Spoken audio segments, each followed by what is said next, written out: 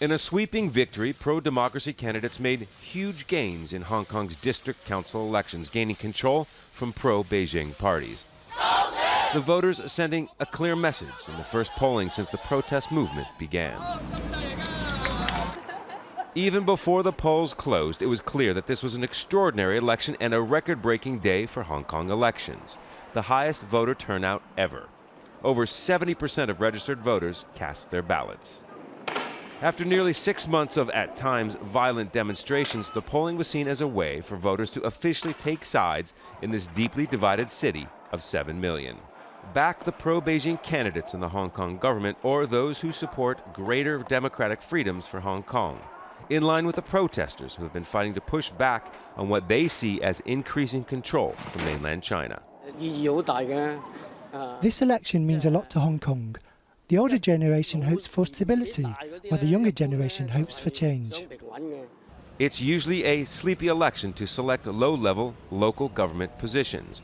But many woke up early to vote, as there was concern that unrest could mean the polling could be cut short. For the pro-democracy camp, is about a vote of confidence or no confidence on the Carrie Lam government and on the excess use of police force against protesters. For the pro-Beijing camp, they would say this is also a de facto referendum on the protests and the violence.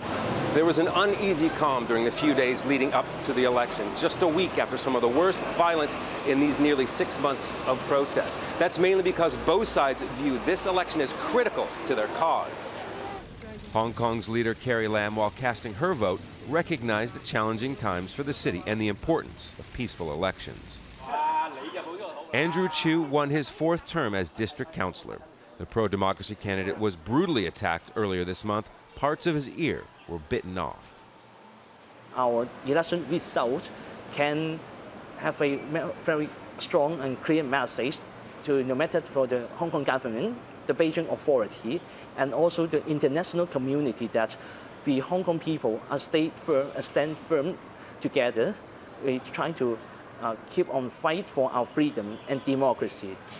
So even though more people voted than ever before, and this is a significant election, it's unclear if the victory for the pro-democracy parties will ease the violence or help to mend the divisions here.